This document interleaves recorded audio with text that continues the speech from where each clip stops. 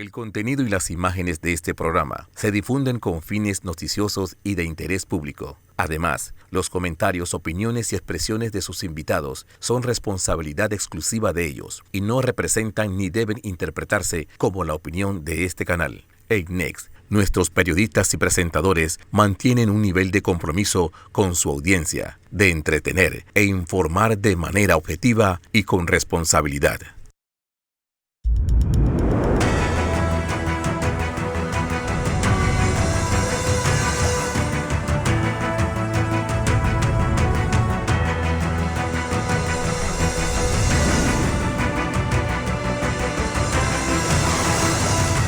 Muy buenos días, Panamá. Hoy es domingo 13 de junio. Hoy es el día de la radio y de las personas que trabajan en él, así que en este gran medio, así que no puedo empezar sin antes felicitar a mis dos contertulianos, José Luis Ríos y Guillermo Antonio Ruiz. Feliz día de la radio a ustedes como trabajadores y a ustedes como oyentes, a quienes nos honran con su audiencia y su televidencia. Bueno, vamos a empezar porque ya tengo al doctor Eduardo Ortega, pues él es director ejecutivo del Alcenacid y encargado también de vacunación. Doctor, como siempre un placer tenerle. Feliz domingo a usted. Gracias, Fernando, por la invitación. Un gusto. Doctor, están con nosotros el ingeniero Guillermo Ruiz y José Luis Ríos. Y empiezo, pues, ahora con este proceso de vacunación de AstraZeneca, esa rebaja a 30 años de edad, porque la gran pregunta es, ¿pueden las embarazadas aplicarse esta vacuna? Y sobre todo, mujeres que estén tomando pastillas anticonceptivas, teniendo la pastilla anticonceptiva también un grado importante de creación de coágulos de sangre. A ver, Fernando, la respuesta es sí, sobre todo porque el mecanismo es diferente, ¿no? En el caso de la vacuna de AstraZeneca y Johnson Johnson, que sí tienen la misma plataforma tecnológica, utilizan adenovirus. Una es un adenovirus humano, el otro es un adenovirus de chimpancé. El fenómeno es autoinmunidad. ¿Eso qué significa? La persona se vacuna, produce anticuerpos, estos anticuerpos están ahí para atacar al virus, pero de alguna manera reconocen un componente de las plaquetas, el factor F plaquetario, activan las plaquetas se consumen y eso lleva extrañamente a la formación de trombosis cuando lo que debería ocurrir es sangrado. Entonces, siendo un fenómeno autoinmune, eso muy probablemente tiene un fondo también de cierto tipo de predisposición en ese pequeño grupo de personas que presentan este síntoma. Entonces, no hay una relación en realidad. De hecho, las autoridades regulatorias a nivel mundial lo que indican es que si una persona ha tenido un proceso de estos de alteración de la coagulación, si está recuperada, ha pasado la fase aguda, pudiera vacunarse con la vacuna de AstraZeneca. Nosotros, sin embargo, en Panamá, cuando tomamos la decisión, cuando en Europa esto estaba en discusión y revisamos la información, hicimos la recomendación, como ya sabes, mujeres desde 50, hombres desde 30, y le recomendamos al programa que mientras no tuviéramos más información científica, era mejor vacunar a la mujer embarazada con la vacuna de Pfizer, porque la mujer embarazada tiene mayor riesgo de tromboflebitis. Claro. Lo hicimos para excedernos en las precauciones y mitigar cualquier posible riesgo que pudiera ocurrir. Sin embargo, no hay una relación entre otro fenómeno y otro fenómeno. Igual con los anticonceptivos. Sabemos que los anticonceptivos incrementan en la mujer el riesgo de tromboflebitis, de hecho, más que la propia que la vacuna pudiera hacer. Pero hemos decidido que en el caso de la mujer embarazada sigamos vacunando con Pfizer y así mitigamos cualquier potencial riesgo. Pero son dos fenómenos diferentes. Son dos fenómenos diferentes, así que no hay relación entre uno y otro. Pero queremos ser extremadamente precavidos. Guillermo. Doctor, sobre el tema de la vacunación, a mí durante la semana me contactaron muchas damas preguntando si era segura. Tiene mucha mala publicidad y todos sabemos que hay un tema comercial también en este tema de las vacunas. ¿Qué tan efectivas son las vacunas que se están poniendo en Panamá, tomando en cuenta las situaciones que han pasado, por ejemplo, en Chile y en Uruguay, donde, por ejemplo, en Chile, a pesar de que habían hecho una gran vacunación, pues llegaron a tener un pico importante de contagios y ha puesto en duda, lo mismo que en Argentina, vacunas como la Sinovac y la de los rusos. Entonces, me gustaría que para beneficio de pues, el sector femenino de más de 30 años de este país, nos explicara qué tanta diferencia hay entre la AstraZeneca y la Pfizer. Tu pregunta es muy buena, porque son 4 plataformas tecnológicas diferentes y al ser diferentes, es diferente el proceso en que ellas funcionan. Por ejemplo, sabemos con información muy robusta que las vacunas de RNA mensajero, por ejemplo, evitan la infección y de manera importante. Si te infectas, que es muy raro que te infectes, disminuyen la multiplicación del virus. Y al disminuir la multiplicación del virus, disminuyen la transmisión de una persona que pudiera infectarse, que es muy raro. Hay estudios del Centro de Control de Enfermedades de Atlanta que dicen que 2 dosis evitan la infección en un 90%. Si no te infectas, no puedes transmitir. Entonces ya sabemos que hay información muy sólida. Las vacunas que usan vectores virales, como la vacuna de AstraZeneca, tienen una habilidad para estimular los 2 brazos del sistema inmune que tenemos nosotros, que han evolucionado con nosotros a lo largo de miles de años, que se complementan. Uno produce anticuerpos, donde esas sustancias solubles circulan por toda la sangre. Otro estimula células, para que esas células identifiquen las otras células infectadas y las destruyan, las maten, ¿sí? La vacuna de AstraZeneca hace esto también, como lo hacen las vacunas de RNA mensajero, y sabemos que estas vacunas contra la enfermedad grave, hospitalización y muerte es cercana al 100%. Wow. Y casi igual que las vacunas de RNA mensajero.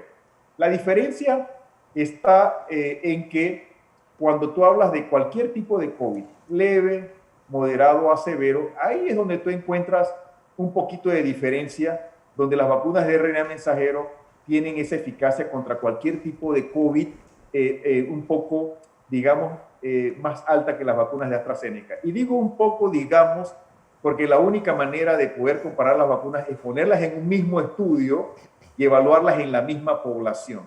La vacuna de Pfizer, por ejemplo, que es fantástica, se hizo en los Estados Unidos de Norteamérica en julio del año pasado. No había variantes circulando.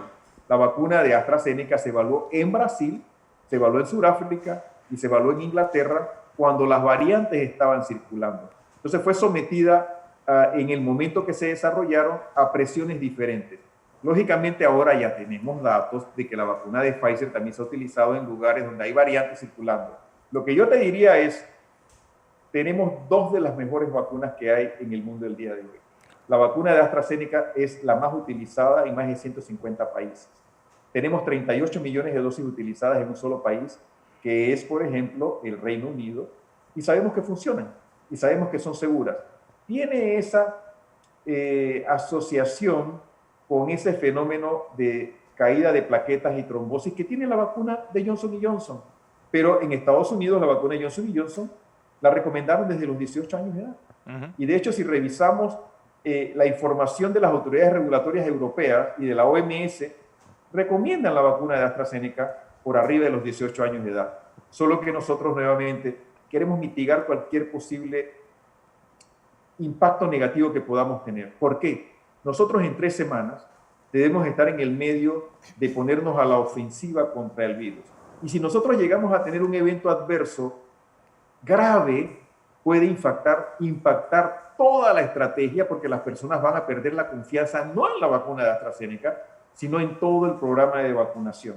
Por eso es que queremos ser extremadamente cautelosos clínicamente. Hay cosas que no tenemos evidencia científica, pero tenemos que tomar el criterio clínico y entonces actuar sobre el criterio clínico. La vacuna es muy buena, es muy eficaz, es muy efectiva, está aprobada y tiene la ventaja, por ejemplo, de que la puedes almacenar de 2 a 8 grados centígrados. Sí. Tienen un vial de 10 dosis, que si yo no uso todas las dosis, la puedo regresar al refrigerador 24 a 48 horas y volverla a utilizar el día siguiente. Claro. La de Pfizer no. La de Pfizer, si la suspendo, tengo 6 horas para utilizarla y si no la utilicé, ya no la puedo guardar. Puedo llegar a perder las dosis que no utilizo si no vacuno con las dosis esas. Y puedo extender el intervalo de vacunación. ¿Eso qué me permite? Dar más primeras dosis más rápidamente, porque no tengo que guardar en un refrigerador vacunas que deberían estar en el brazo de personas, protegiendo a estas personas, porque la primera dosis ya te da una eficacia que está cerca del 70 al 73% contra COVID-19. La segunda dosis lo que te da es mayor título de anticuerpos y te va a dar también una duración más grande de la protección. Eso es lo que te da la segunda dosis. Un año y medio, todavía no lo sabemos, estamos siguiendo esa información, pero creemos que va a ser más cerca o más de un año. Doctor Ortega, Uruguay ya empezó a vacunar a menores de 12 a 17 años de edad con Pfizer. ¿Ya se tiene una fecha para Panamá vacunar a menores de edad de este rango? Nosotros pensamos que vamos a estar en esa fase en el cuarto trimestre del año. ¿Por qué? Porque queremos abordar primero la vacunación masiva que queremos hacer en julio, agosto y septiembre. Okay. Ahí vamos a estar recibiendo 400,000 dosis por semana o más y queremos ponerlas. Y ahí vamos a tener un programa o una estrategia que se complementa. Hoy está en discusión, nos hemos estado reuniendo con el Ministerio de Salud, hemos estado consultando con los expertos y hay varias propuestas de qué pudiéramos hacer. Todo está sobre la mesa, pero va a ser muy intenso nuevamente y creo que nosotros a final de julio, septiembre, vamos a tener un número muy grande de panameños vacunados. De hecho, cuando uno ve las gráficas de Israel, cuando Israel ya tenía 45% de la población con una dosis y 25% con 2 dosis, sin contar a los infectados, solo a los vacunados, que los infectados ayudan, claro, y deberíamos de contar. Estadísticamente cuentan como alguien que está... Exactamente, cuentan como protegidos. Como protegidos. Ahí se comenzó a ver una caída rapidísima de la transmisión comunitaria. Hoy en Panamá tenemos aproximadamente 16% de personas por lo menos con una dosis, 10 a 11% con 2 dosis. Hemos puesto 26 dosis por 100 personas, y hablo de dosis por persona, no estoy hablando de personas vacunadas, porque en realidad lo que tenemos que hacer, Fernando, es saber cuántas tienen una, 16% aproximadamente, saber cuántas tienen 2, aproximadamente 11% han completado el esquema, y los que tenemos infectados, que representan aproximadamente 8 o 9%. Entonces, yo creo que estamos en 25-30% de personas inmunes, ya sea por vacunación o ya sea por infección natural. Necesitamos más, Fernando. Necesitamos 45% mínimo con una dosis y por lo menos 25 a 30% con 2, para que nosotros veamos entonces el impacto que la vacuna tiene en la transmisión y pensemos que vamos en la dirección correcta. Cuando tengamos eso, hablamos de los niños de 12 a 15 años de edad. Porque primero tenemos que hacer eso, y cuando lo hagamos, Fernando, ya los estamos protegiendo, claro, porque ya estamos interrumpiendo la transmisión comunitaria y le estamos dando a ellos algún tipo de protección indirecta. Porque hay algo que está dándose, y bueno, usted mejor que yo lo sabe, es ese pico de infectados entre 40 y 50 años. Es decir, tenemos gente joven, en edad laboral, que son los grandes infectados ahora mismo. ¿Se va a pensar en alguna estrategia para contener y que no sea este grupo etario el que marque el pico de lo que antes hacían las mayores de 60? Totalmente de acuerdo, ¿no? Cuando tú ves, la estrategia era proteger el sistema de salud, claro, vacunando al personal que trabaja ahí. Después el mayor de 60 y el crónico, porque es el más susceptible y es donde tenemos el 70% de la muerte. Y después interrumpir la transmisión comunitaria. ¿Qué nos falta de mayores de 60? Nos falta Los Santos y Herrera, nos falta Coclé, nos falta, Colón ya estamos vacunando. Entonces ya nosotros hemos cubierto en gran medida los mayores de 60 años, de hecho las provincias más afectadas, porque ¿cuáles son las más afectadas? Donde tiene más gente. ¿Por qué? Claro. Se transmite más rápido. Si tiene gente cerca, hay una mayor transmisión del virus. Entonces, tenemos el mayor número de personas de 60 y tenemos, Fernando, más de 200,000 crónicos vacunados. Son más de 500,000. Entonces, no teníamos las dosis para incrementar en los crónicos. Una de las estrategias puede ser, que se está considerando y se ha puesto sobre la mesa, sí, comenzar a vacunar de 40 hacia arriba. Claro. Sí. Y de esa manera también, porque recuerda que las enfermedades crónicas vienen con la edad. Nos hacemos viejos, nuestro sistema inmune se hace viejo con nosotros, nuestros macrófagos y linfocitos no corren tan rápido, ya ven a los virus y no se interesan mucho en ellos, y entonces nos comenzamos a enfermar. Nos da obesidad, nos da diabetes, nos da hipertensión, y nos da otro tipo de cosas, y eso hace que seamos más susceptibles. Entonces, nuestro sistema inmune está, yo diría, en el pico de su habilidad para defendernos entre los 40 años. De los 40 en adelante, nuestro sistema inmune comienza a decaer, eso se llama inmunosenescencia, se hace viejo senectud con nosotros, y eso hace que entonces comencemos a ser más susceptibles. Entonces yo diría que una estrategia puede ser, que todavía no está decidido, no quiero crear falsas expectativas, Fernando, porque lo que uno dice se toma literalmente, mayores de 40, por ejemplo, y eso nos puede ayudar a proteger a los crónicos también. Creo que necesitamos lugares especiales para los crónicos.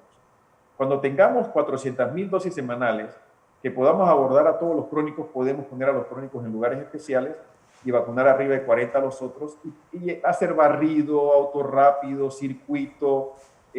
Vamos a suponer que tengas un circuito o una provincia con alta transmisión, como tuvimos Chiriquí, cerca de la frontera. Bueno, esa provincia hay que atacarla con todo lo que tengamos.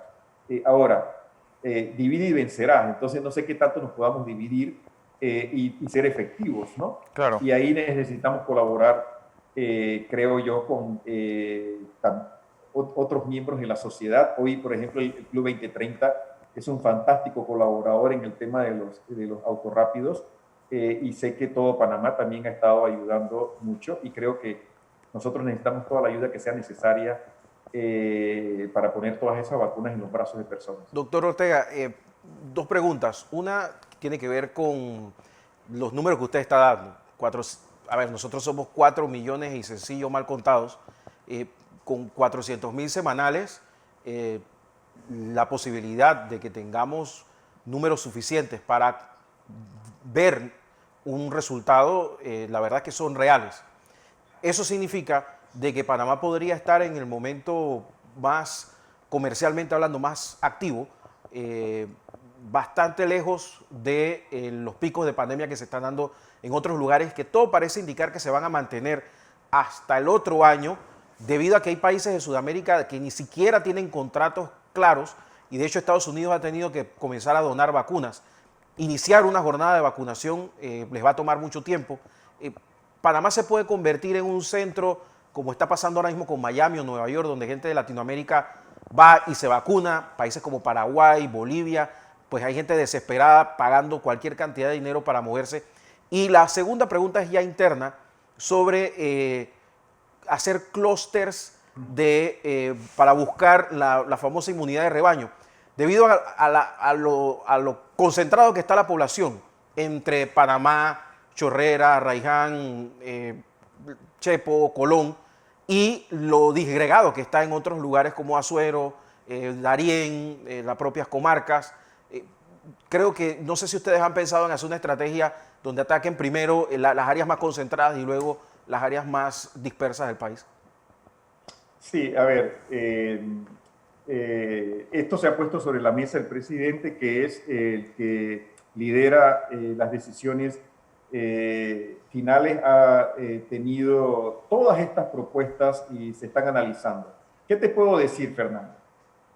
Tenemos 3 semanas hasta que lleguen las vacunas masivamente. Pero además tenemos 2 semanas para que nuestro sistema inmune nos dé la protección que necesitamos. Tenemos 5 semanas críticas, que son las próximas 5 semanas.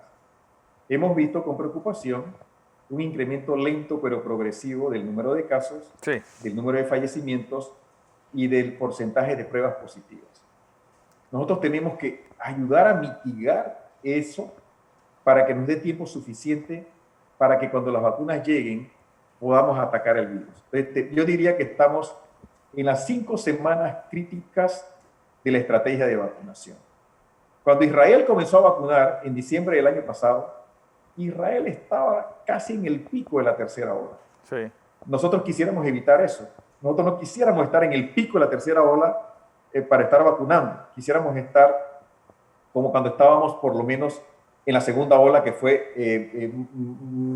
menor que esa segunda ola. La primera ola que fue menor que esa segunda ola. Eso es importante, yo te diría. 5 semanas para el éxito, porque ahí ya estoy poniendo 2 en los cuales ya habría personas vacunadas y ya tendríamos un efecto. Se ha discutido mucho el famoso turismo de vacunas. Esto lo hemos discutido desde hace meses, ¿sí?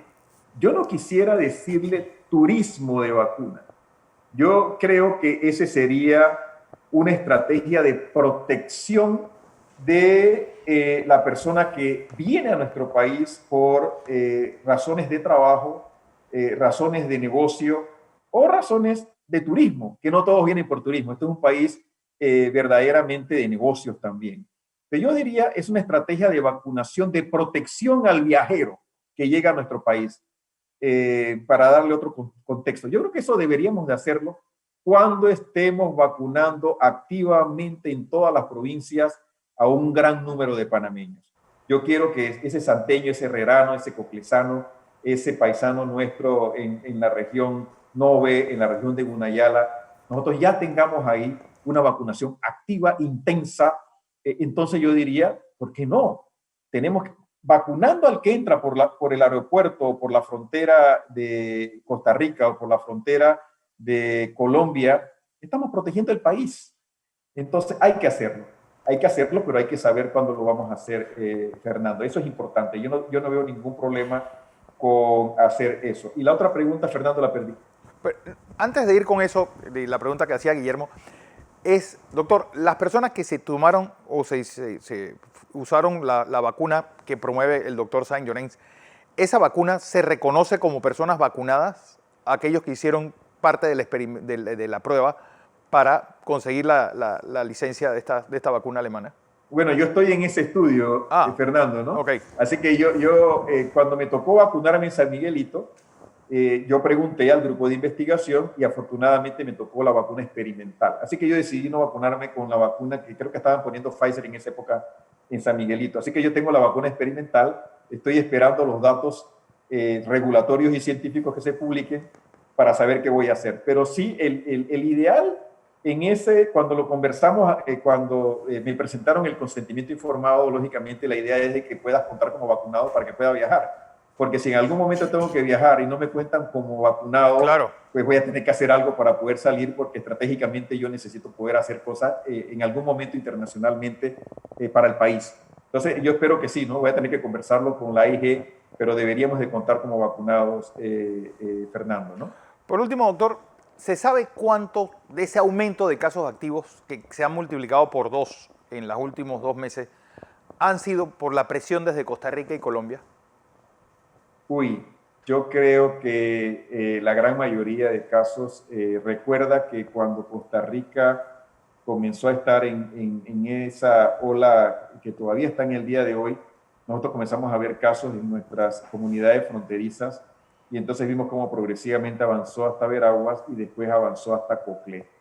Entonces, mi gran preocupación cuando lo discutíamos y veíamos la India, yo decía, San Miguelito puede ser nuestra India, o la ciudad de Panamá puede ser nuestra India, porque si una de esas variantes, y yo no tengo confirmación 100%, pero aparentemente una de las variantes estaba circulando en Costa Rica, y sabemos que esas variantes tienen habilidad para transmitirse más eficientemente, y si te transfiere más eficientemente tiene más enfermos, y si tiene más enfermos tienes más muertes. Entonces, claro, de hecho, es más importante la transmisión que la misma virulencia del virus.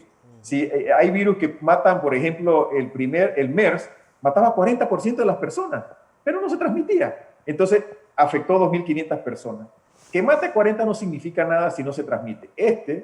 Se transmite más eficientemente y mata solamente 1.7%, pero ha matado a casi 4 millones de personas. Entonces, si tú te transmites eficientemente, estás en peligro. Claro. Y para nosotros hay que documentarlo, para eso hay pruebas moleculares, para eso tenemos el Gorgas.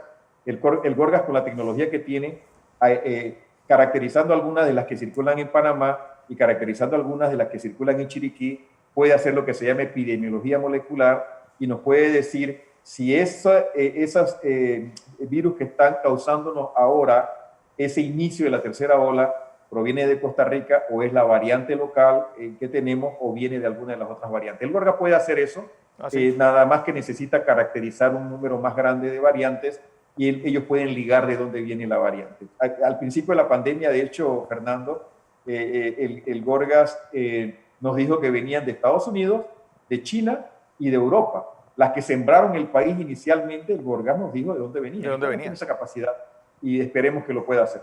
Doctor Ortega, como siempre, un placer tenerle aquí en Next Noticias. Feliz domingo a usted y gracias por su participación. Gracias por la invitación. Un placer estar con ustedes. Así es. Vamos a información comercial. Cuando regresemos, hablaremos del negocio de hostelería. ¿Cuánto ha perdido con esa reducción del toque de queda y cuánto está perdiendo en Chiriquí con ese domingo de cuarentena total? Después del cambio.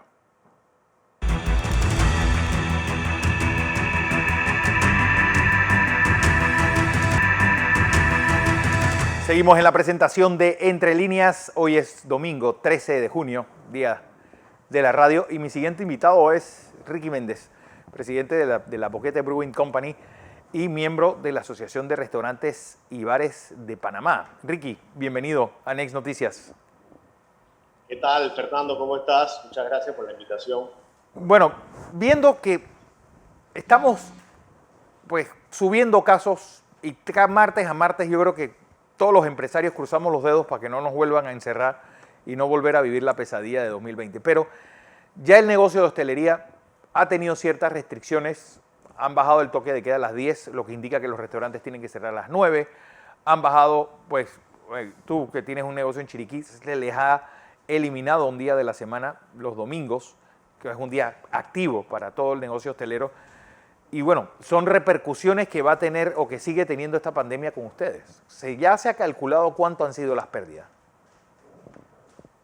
Bueno, las pérdidas son realmente incalculables, Fernando, para nosotros específicamente en Chiriquí. Recuerda que fue muy cerca de la quincena de mayo, o sea, estamos hablando de 3 días antes de la quincena, aquel martes en que el ministro de Salud anunció de que a partir de esa misma semana, ni siquiera fue de la semana siguiente, sino esa misma semana, iban a haber estos cambios importantes, tanto en el toque de queda, como bien mencionas, como la cuarentena de los domingos. Realmente para todo el comercio en Chiriquí y Veraguas también, porque estamos en comunicación constantemente con ellos, fue un impacto. O sea, si tú te pones a ver, tú definitivamente haces un flujo para poder atender los clientes que vas a tener el fin de semana, o sea, 3 días antes que te digan que ahora no vas a tener clientes porque si recibieron cualquier cantidad de cancelaciones en hotelería y toda la gente de gastronomía que se preparó con insumos para atender a todas esas personas, pues básicamente perdieron ese dinero. Claro. Más aún, si tú te pones a ver de que tú te calculas un flujo para pagar tu quincena, la quincena que estaba a 3 días próxima, y probablemente sabiendo lo que vas a facturar, empiezas a manejar tu flujo en base a pagar cuentas o insumos y sabes que vas a producir lo suficiente para poder pagar la quincena. Pero dándose esta situación, básicamente quedamos todos en jaque. Entonces sí fue un momento traumatizante para todo el comercio en Chiriquí. Yo personalmente participé de reunión en el Consejo Municipal de Boquete, participé en una reunión con el gobernador, con el ministro de Salud, la alcaldía de David y un grupo de comerciantes y la Cámara de Comercio, tanto de Boquete como de David, Chiriquí. Y te voy a ser sincero, en esa conversación con el ministro, yo lo cuestioné personalmente y le dije, oye, yo tengo los números aquí, los 4 indicadores que se nos habían puesto, que es RT, letalidad y espacio en UCI, básicamente están bien, no estamos rebasando ninguno de los indicadores. ¿Por qué nos están cerrando? La contestación del ministro nos dice, mira, es un tema preventivo porque está subiendo los índices de positividad. Y no se preocupen, muchachos, que esto solamente va a durar 2 domingos y me comprometo con ustedes a que va a durar 2 domingos y que vamos a ir abriendo gradualmente por distrito a medida que vamos viendo que la positividad en cada distrito disminuye. Ya vamos este fin de semana para el 5º domingo, Fernando, sí. Y básicamente nos dicen, todavía la cosa se mantiene igual. Entonces, para nosotros es un tema muy sensitivo porque ya en este momento el RT continúa igual, la letalidad igual, el espacio en UCI igual, y ahora lo que se está manejando es el tema del el porcentaje de positividad, que para no tiene... Bueno, estoy hablando con Ricky Méndez, él es propietario de la Boquete Brewing Company, y hablando un poco de la situación del negocio de hostelería, ahora con estos cierres. Y bueno, Ricky, estás de nuevo con nosotros, que perdimos tu señal. Ok. Correcto. Te explicaba que para nosotros el tema de porcentaje de positividad no hace sentido, porque claro, si estamos en pleno proceso de vacunación, nadie ha dicho que el que se vacuna no se va a contagiar. Se va a contagiar. Lo que estamos previniendo es que no tenga que ir a utilizar espacio en UCI o no tenga que ir a UCI porque la enfermedad se le ha complicado y que no vaya a fallecer. Definitivamente ese es el objetivo de la vacunación. Entonces, ¿por qué empezamos ahora a medir índices de positividad? O sea, yo conozco muchas personas que se han vacunado que están positivos, pero están bien. Entonces, hoy a estas alturas, medir la positividad básicamente es una manera de control, porque no hay forma de que tú puedas decir cuántos de esos positivos son que no se han vacunado y cuántos sí se han vacunado. Entonces, para nosotros este tipo de temas ya nos hace pensar de que hay algún motivo adicional por el cual se están aplicando estas restricciones y nos preocupa muchísimo, porque si tú te pones a ver quiénes son los que todavía no se han vacunado, pues claro, niños y las personas adultos jóvenes.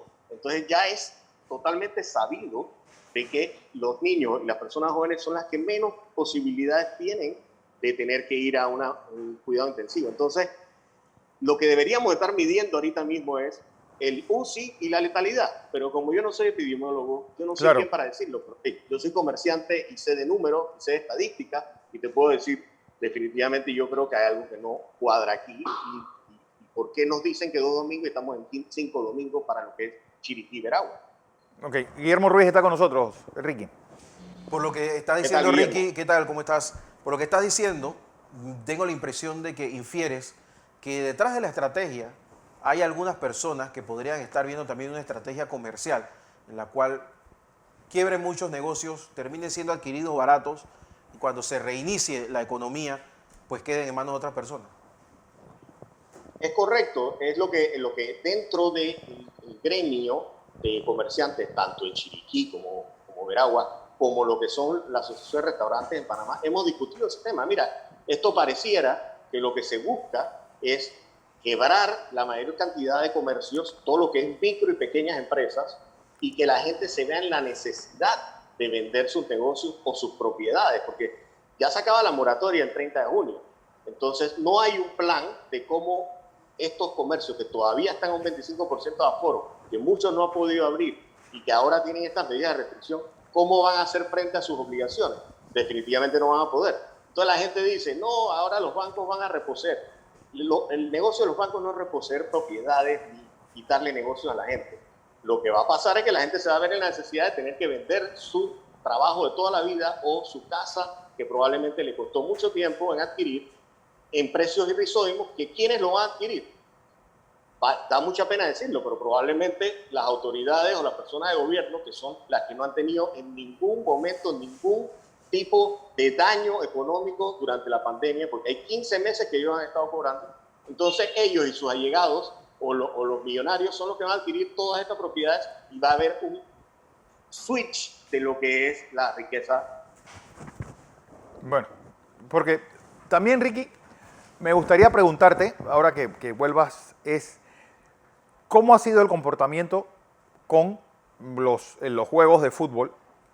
Vienen 2 juegos, bueno, un juego importante el próximo martes, y sobre todo en vísperas de qué va a ocurrir el Día del Padre, que es un día importante también para todo el negocio hostelero. Mira, para mí en lo personal, esto sí estoy hablando como yo como persona y como microempresario, fue un shock realmente ver y entender de que es posible o hay permiso especial para que la gente vaya a ver un juego de pelota y que en donde los restaurantes y los bares que están abiertos con terraza tienen que mantener mesas de máximo 6 personas por mesa, cada mesa a 2 metros de distancia. Si alguien se va a parar tiene que usar una mascarilla, aunque estés al aire libre, que es otra cosa que no hace sentido. Pero, ok, nosotros cumplimos con todo eso, pero entonces sí se permite ir a un juego de pelota, que realmente es un juego de pelota, señores. Acá estamos en comparación con los empleos y con los sueños de muchas personas, pero para el juego de pelota sí se permite que la gente se aglomere, aunque sea, dicen que era un aforo, pero ¿cuánto aforo? De 5.000 personas.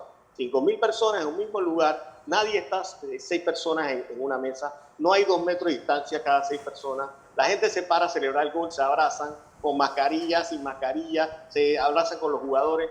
O sea, yo no tengo nada en contra de eso, sinceramente me parece que ya deberíamos estar haciendo eso, como está pasando en Estados Unidos, que ya están los espectáculos y el deporte a todo nivel, pero lo que sí no estoy de acuerdo es que para algunas cosas el virus es muy contagioso y es muy grave, pero para otras definitivamente no es tanto. Entonces, tienes que ser consistente. Yo, sinceramente, cuando me hablan de la tercera ola, sinceramente yo no entiendo por qué es la tercera ola, porque si hay una estrategia de vacunación que está siendo exitosa según nuestras autoridades, no debería existir una tercera ola. ¿Cuál es el ejemplo? En Estados Unidos, la gente va y se vacuna en la tienda de la esquina. Sí. Y ya en Estados Unidos, ya la gente se está quitando su máscara, ya la gente está volviendo a los negocios, a su vida normal, pero acá están hablando de una tercera ola. Entonces, fácilmente sigue el modelo de algo que funcionó bien, como está pasando en Estados Unidos, y volvamos a nuestra vida. ¿Por qué está asustando a la gente de una tercera ola? Voy a medir la positividad ahora, aunque muchos vacunados se van a contagiar, para poder decir que hay una tercera ola. Y eso es lo que nosotros ya no estamos realmente comprando esa idea. José Luis Ríos. Ricky, algunos dueños de restaurantes sienten una desventaja con los locales que hay en San Felipe, porque ellos sí pueden abrir hasta un poco más tarde. Y muchos de ustedes dicen, han visto áreas o locales en San Felipe que han incumplido las normas y han sido sancionados, y ustedes que están cumpliendo y que no están siendo parte de ese rango o de ese sector, se están viendo afectados con este toque de queda, y ustedes ven que hay un trato desigual en ese lugar. ¿Qué ustedes piden para aquellos que incumplen también las normas, y que por qué se le está tomando en consideración este punto en este sector y a los demás no? Mira, en relación a que en algunos sectores están abriendo y en otros no, definitivamente a mí me parece en lo personal una táctica de división, porque si todo el sector se ve afectado de la misma manera, definitivamente hay una unión y todo el mundo empieza a juntos ver cómo vamos a resolver este problema. Pero si tú divides, que es una técnica muy vieja, y dices, ahora los de San Felipe sí pueden abrir hasta las 11 de la noche, pero los de San Francisco hasta las 9, y los de Panamá Oeste ahora sí pueden estar abiertos los domingos, pero la gente de Chiriquí, Veraguas no. Entonces, ¿qué es lo que genera eso? Una división. ¿Qué ha pasado? Casualmente este mismo fin de semana estamos en vacaciones de los muchachos. Entonces, al cerrar Chiriquí los domingos, al cerrar Veraguas los domingos y a poner restricciones en Coclé, ya la única opción se llama Panamá Oeste. Entonces, ¿qué crearon ahí? Una aglomeración de personas de la ciudad en Panamá Oeste. Entonces, después, cuando crezcan los casos en Panamá Oeste, la culpa es de las personas. Todas estas estrategias no hacen consistencia. Cuando hablas de la desigualdad, lo mismo tiene que ver con que de repente encuentran un lugar que está incumpliendo las medidas de bioseguridad, y este lugar tiene varias opciones. Puedes poner una multa, una amonestación verbal, puedes poner una multa de $500, puedes poner una multa hasta $5.000, o puedes cerrar el local. Pero entonces, a discreción, por algún motivo de cualquier funcionario, dice, ¿sabes qué? Este local lo vamos a cerrar. Mientras tanto, el Westin, que hizo una fiesta con la comunidad árabe y con 16 artistas en tarima, no, ese es solamente una multa de $5.000. Entonces, yo tengo un negocio que cerraron por permisología durante pandemia, después de muchos meses cerrado total, y entonces hay gente que incumple leyes de bioseguridad o medidas y simplemente le dan la multa. Entonces, ahí es donde tú realmente ves la desigualdad, y eso no lo podemos permitir en ese aspecto. De que cierren un área y en otro abran, es totalmente técnica de división, pero que la sanción sea más suave para algunos y sea más severa para otros, tiene que ver con intereses. Así es. Ricky Méndez, miembro de la Asociación de Bares y Restaurantes, propietario del Boquete Brewing Company. Gracias por tu participación. Feliz domingo a ti y a todo el público allá en Chiriquí. Bueno, vamos a información comercial. Cuando regresemos, El Mundo, aquí en Entre Líneas.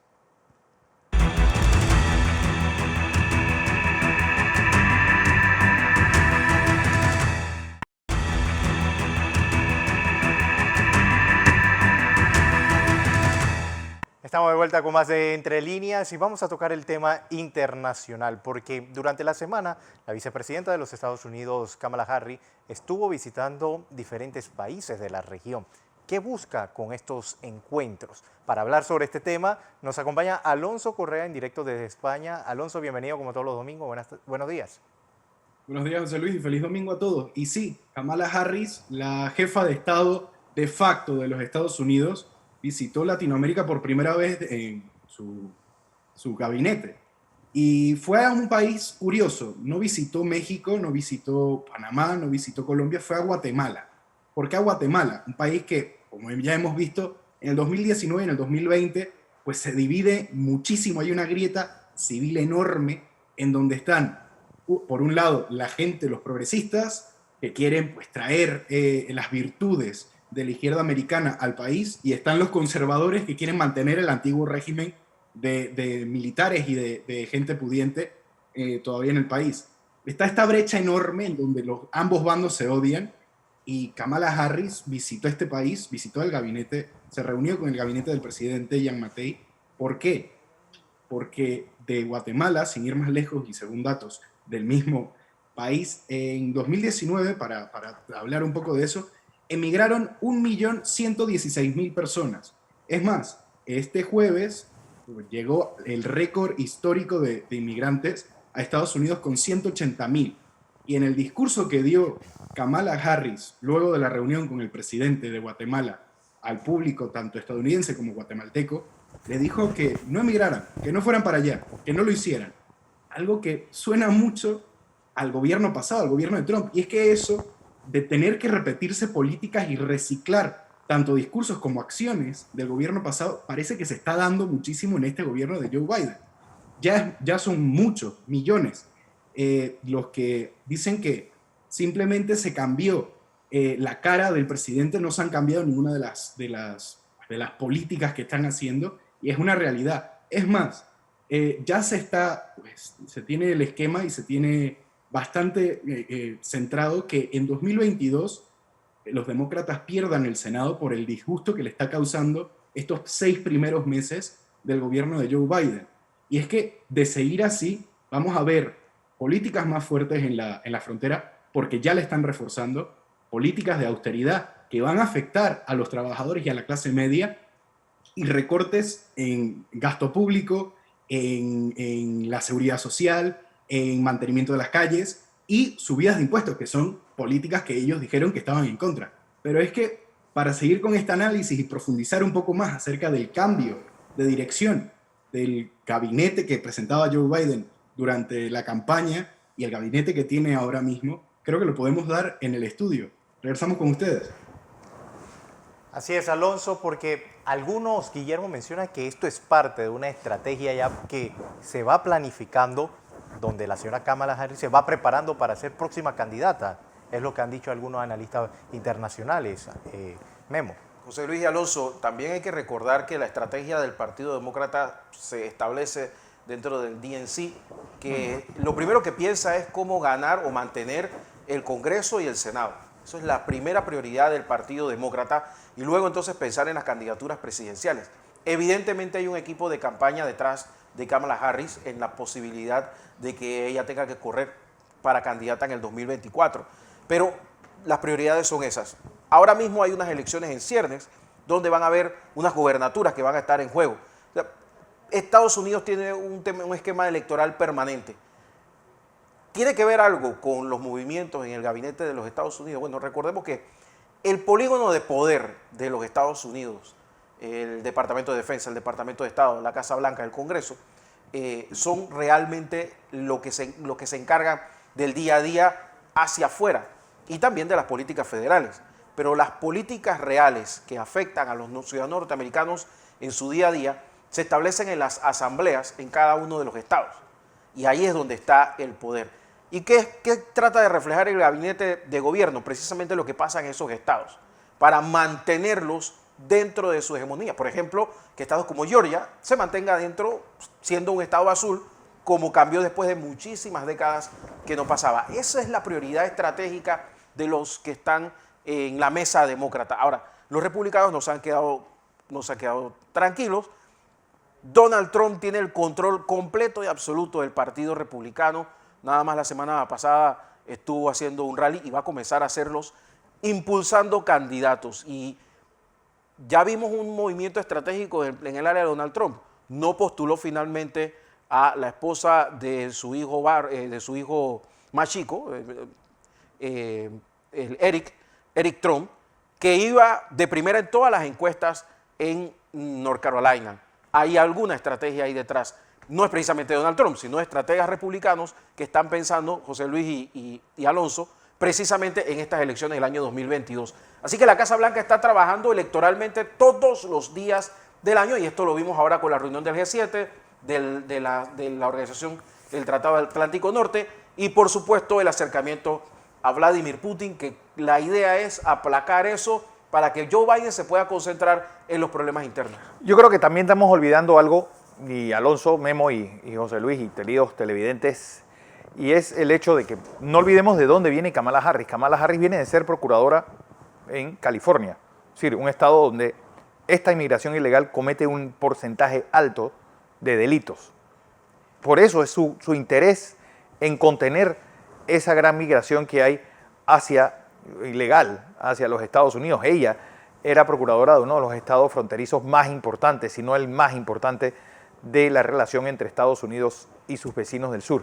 Y otra cosa que hay que leer de esta visita es que, pues, para los Estados Unidos, América Latina nomás sirve como una fábrica de problemas. Es decir, no nos ven como socios comerciales, no nos están viendo como socios estratégicos, sino como una fábrica de un montón de personas que van en busca de ese dorado norteamericano. Ni siquiera a Puerto Rico se le trata adecuadamente como un Estado, que ya eso te dice mucho de cuál es la relación de América Latina con los Estados Unidos.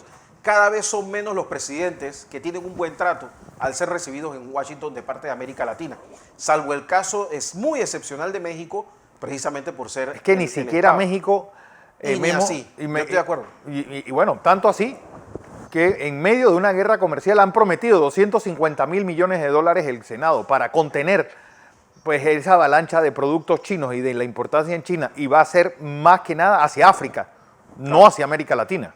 Claro, porque Estados Unidos va a enfilarse hacia Asia, va a tratar de neutralizar de una vez por todas el poder cada vez más creciente que tiene China en África, y tratar también de contener el avance ruso en sus antiguos estados soviéticos, que es lo que está tratando de hacer Vladimir Putin de una manera disfrazada, reintegrar la Unión Soviética, manteniendo estados, pues, complacientes con el régimen de Moscú. Así que lo que nosotros estamos viendo es un reacomodo. Joe Biden está jugando a política de gran nivel, hay que reconocerlo, pero lo que es la pregunta de José Luis y el comentario de Alonso, el problema es que dentro de casa hay graves problemas, sobre todo el tema racial, el tema de seguridad, que los propios demócratas estaban previendo, mover la demografía de muchos estados rojos para convertir los estados azules, y se les ha venido como un boomerang por precisamente el incremento en la inseguridad que hay en esos estados. Y eso es lo último que necesitan los estados demócratas en este momento, porque no son precisamente los más conocidos por contener la delincuencia. En cambio, los republicanos son partidarios de que, pues, los norteamericanos se armen todos. Y esa política está calando muy bien en muchos estados donde el crimen está incrementando. Hay otra cosa que también vale la pena y que va a ser muy importante en lo que es política, y hablando del COVID, es, pues, toda esa campaña y todos esos ataques que hay desde el Senado en contra del doctor Fauci. Y estos escritos, incluso hay senadores ya que están pidiendo su dimisión y su encarcelamiento. Es decir, es pegarle en el corazón del tal vez uno de los contrarios más fuertes que tuvo Trump en el ámbito científico y en el tratamiento de esta pandemia. Lo que pasa es que no le está ayudando la situación en China, en la cual cada vez sale más documentación en que está casi que descartado que tanto el pangolín como el murciélago hayan tenido que ver algo con la transmisión, y quizás lo que ha dicho la inteligencia australiana y complementado con la inteligencia taiwanesa y la japonesa, pues estos datos que los manejaba Trump y que hay que reconocer que no los manejó muy bien, ahora Joe Biden, para no reconocer precisamente que Trump tenía algo de razón y por la forma tan caótica en que lo manejó, quizás Fauci va a tener que ser el sacrificado en esta vuelta, porque la administración de Joe Biden no puede permitirse desdecirse de sus palabras en campaña. Y va a venir una presión de la Unión Europea, va a venir una presión de otros países para que China, de una vez por todas, diga qué fue lo que pasó realmente con ese laboratorio en la provincia de Wuhan, que no es cualquier provincia.